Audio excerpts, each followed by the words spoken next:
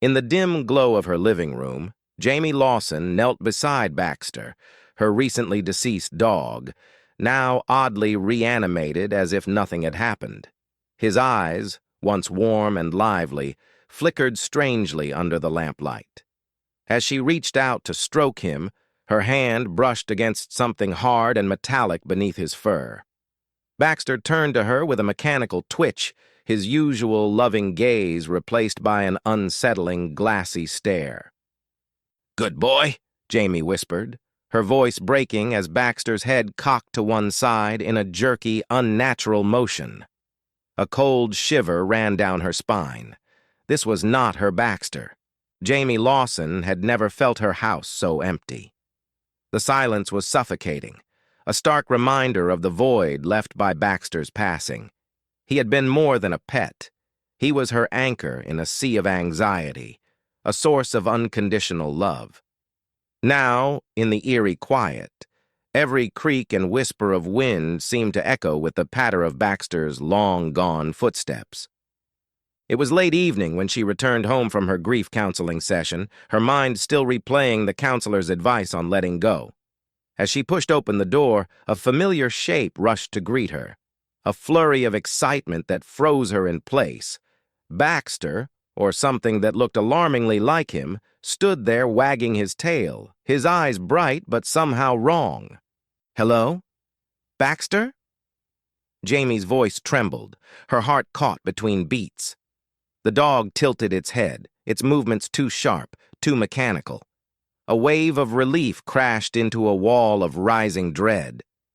"This can't be real." The robot dog continued to mimic Baxter's behavior, coming closer to nuzzle her hand.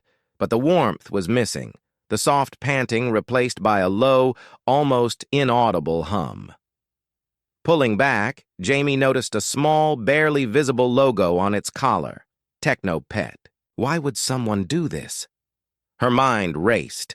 The betrayal stung, deepening the raw edges of her grief. Determined for answers, Jamie grabbed her tablet and searched for TechnoPet, her fingers trembling with each tap.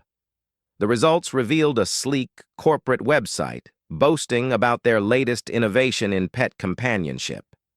Robotic replacements for your deceased pets, keeping their memory alive.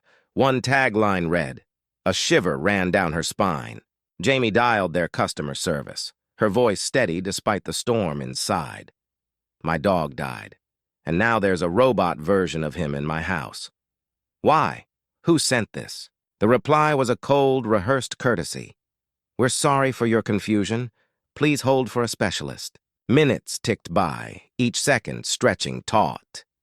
Finally, a different voice, calm, too calm, responded. "Miss Lawson, we understand your distress. You've been selected for our pilot bereavement program. We believed a replacement could ease your grief." "Bereavement program? I didn't sign up for this." Jamie's words were sharp, her grief morphing into anger. "It seems there was a misunderstanding," the voice continued, unperturbed. "We can remove the unit at your request." "No, I want answers. Who authorized this? I want to speak to someone in charge now." "I'm sorry, all our managers have left for the day. Perhaps, then I'll find my own answers," Jamie cut in, her decision firm. Hanging up, she stared at the robotic dog, its presence a grotesque parody of Baxter's loving memory. This wasn't just about replacing a pet. It was about replacing her consent, her emotions, with cold efficiency. Fueled by a mix of grief and newfound purpose, Jamie vowed to uncover the truth behind TechnoPet's invasive experiment. "They want to play God with our feelings," she muttered, eyes hardening. Well, they picked the wrong person to mess with. As Baxter's robot double sat quietly by her side, Jamie started planning. Tomorrow she would visit TechnoPet. Tomorrow she would demand real answers. Jamie Lawson had never visited the TechnoPet headquarters before, a sleek glass building that towered starkly against the suburban skyline, resembling more a tech giant's command center than a pet company's headquarters. As she stepped into the lobby, the air of corporate sterility was almost suffocating. Everything was too clean, too quiet. mirroring the unnerving perfection of the robotic Baxter waiting at home. The receptionist glanced up, her smile programmed to comfort, yet somehow missing the mark. "Welcome to TechnoPet. How can we assist you today?" "I need to speak with someone in charge of your bereavement program," Jamie stated, her tone firm, betraying none of the emotional turmoil within. "One moment, please," the receptionist replied, tapping at her holographic screen. After a brief pause, she looked up. "Dr. Helen Krieger will meet with you. Please follow the guidebot." Jamie was escorted through a hallway lined with promotional holograms showcasing robotic pets in idyllic settings, dogs fetching balls, cats purring contentedly. Each display punctuated the surrealism of her situation and fueled her resolve to confront those responsible. Dr. Helen Krieger's office was located at the end of a long corridor. The door slid open silently, revealing a woman with sharp features and a scrutinizing gaze that seemed to size Jamie up in an instant. "Miss Lawson, I understand you've received one of our prototypes unexpectedly." "I'm Dr. Krieger," she began without preamble, gesturing for Jamie to take a seat. "Yes, unexpectedly is one way to put it," Jamie said, remaining standing. "Why wasn't I informed about this program? Why use my dog?" Dr. Krieger sighed, the gesture seeming rehearsed. "Our intention was never to distress you. We believe our technology can help mitigate the pain of loss by providing continuity of companionship. Baxter was selected based on algorithms that suggested you would benefit from the program." "Benefit? By deceiving me into thinking my dead dog came back to life?" Jamie's voice cracked, her anger barely contained. "You didn't just replace a pet, Dr. Krieger. You meddled with someone's emotions, my grief. That's not continuity. That's manipulation." Dr. Krieger leaned forward, her expression softening, attempting empathy. "I understand why you might see it that way. However, consider the potential. Many have found comfort in—" "I don't want comfort from a machine," Jamie interrupted, her frustration peaking. "I want my dog, my real dog, and since that's impossible, I want the truth. Who gave you the right?" "Our clients are usually pre-consulted. There was clearly a mistake with your case," Krieger admitted, her tone clinical, detached. "We're prepared to rectify this.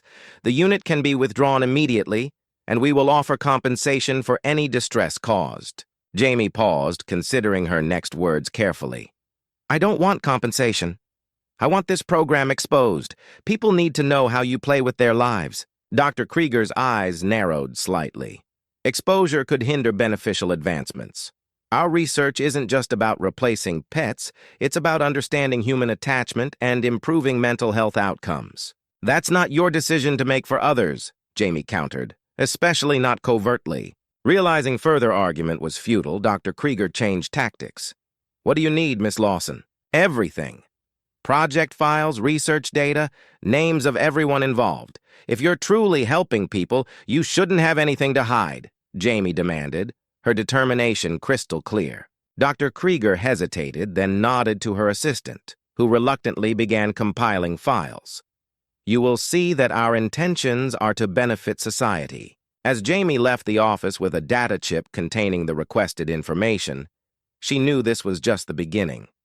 There were more questions to be answered and more people like her, unwitting participants in a technological experiment with profound ethical implications. Outside, the late afternoon sun cast long shadows over the city. Jamie felt the weight of her mission grow, but so did her resolve. Baxter deserved that much. She wouldn't let his memory, or the memories of others' beloved pets, be exploited without a fight.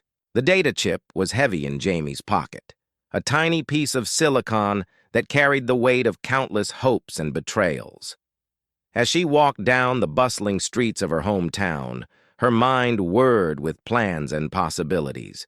She knew what she had to do next, but the path was fraught with obstacles. She needed help, and she knew just where to find it. Alex Chen, a childhood friend turned freelance hacker, lived above a cluttered electronics repair shop. The place was a maze of gadgets and wires, a testament to Alex's prowess with technology. When Jamie told him everything, showing him the data chip, His eyes lit up with a mix of excitement and concern. "Jamie, this is serious. You know that, right?" "Exposing them could blow back on us," Alex said, his fingers drumming on the counter. "I know, but I can't let them get away with this." "It's wrong, and you know it too," Jamie replied, her determination unwavering. "Can you help me access the files?" Alex sighed, a smile breaking through his hesitation. "You had me at hello. Let's see what secrets Dr. Krieger is keeping." They plugged the chip into Alex's custom-built computer, lines of code streaming across the screen as he navigated the encrypted files. "Looks like they've been at this for years. And it's not just dogs, cats, birds, even reptiles," Alex muttered, his brow furrowed. Jamie paced the room, stopping occasionally to glance at the screen. Each file revealed more of TechnoPet's experiments, each more unethical than the last. Her anger grew, but so did her resolve. "We need to go public with this. Can you leak it to the media?" Jamie asked, her voice steady despite the turmoil inside. "I can, but it won't be enough to just dump data.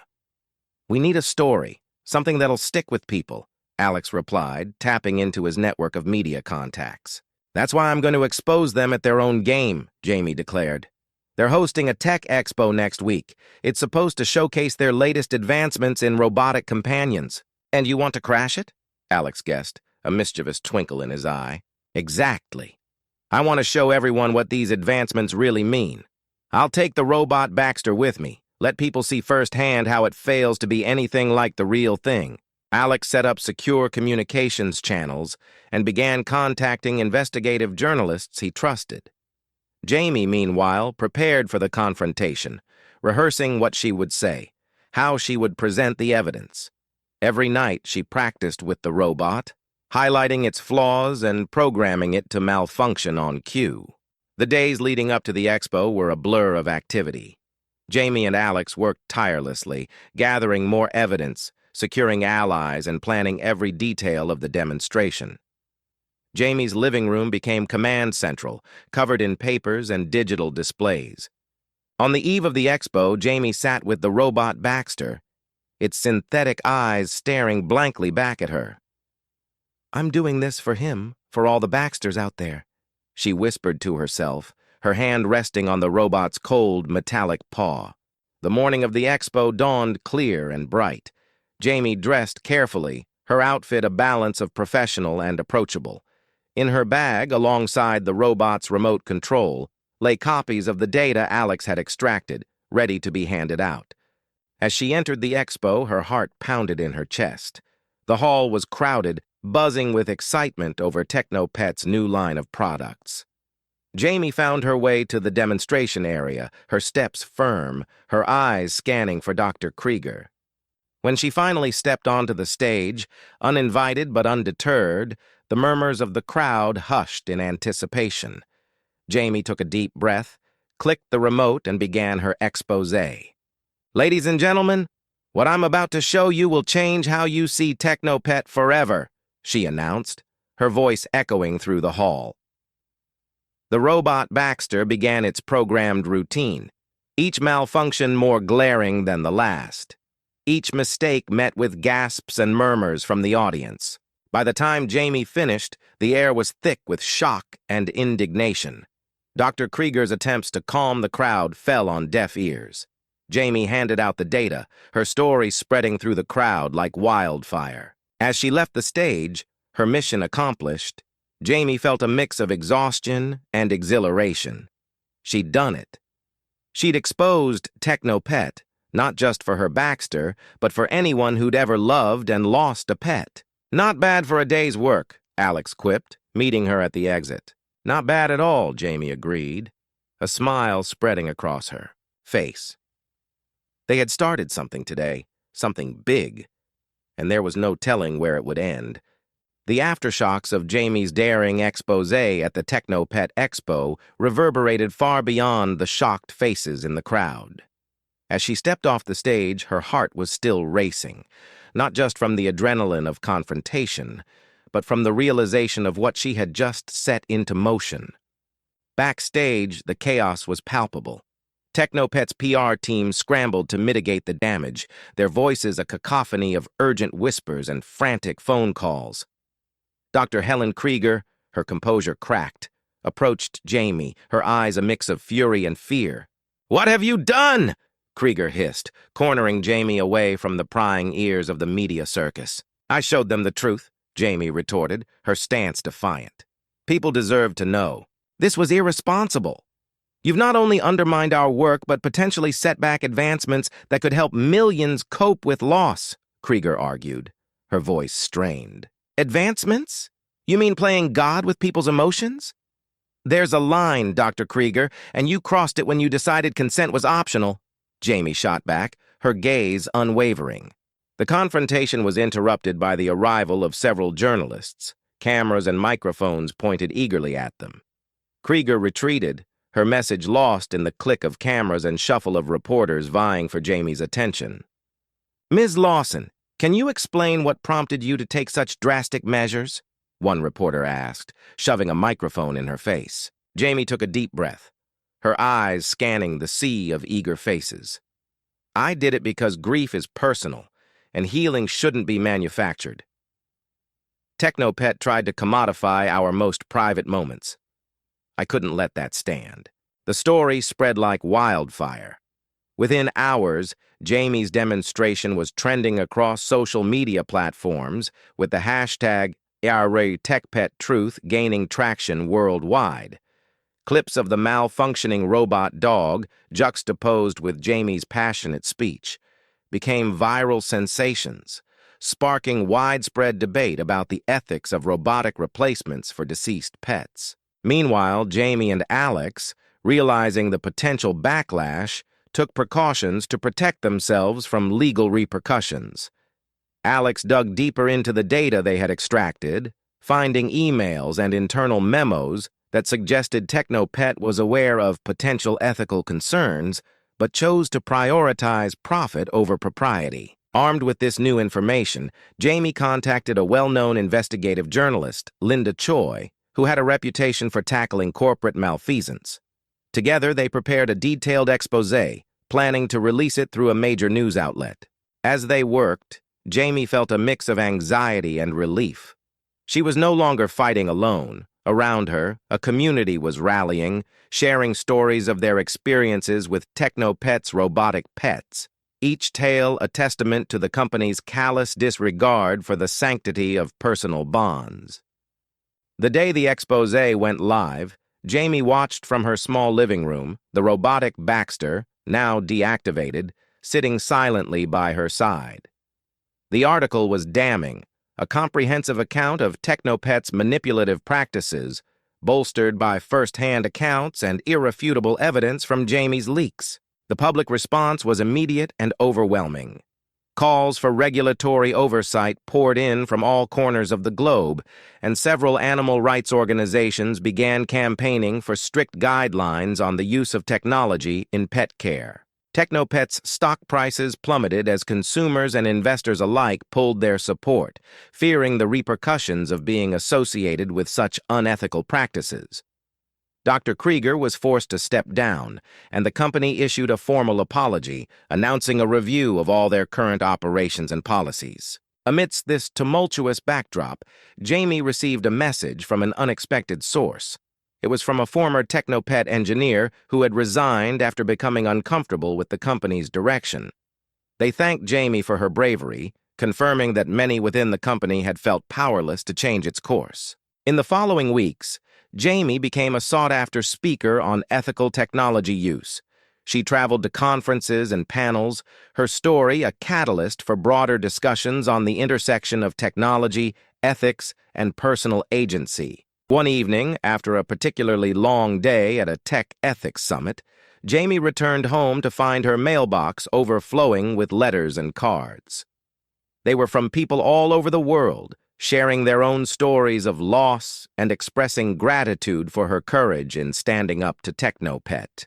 As she read each letter, Jamie realized that her fight had never really been about revenge. It was about advocacy, for Baxter, for herself, and for anyone who had ever loved deeply. She had ignited a movement that questioned not just the ethics of replacing a pet with a robot, but the very nature of human-animal bonds in the age of technology.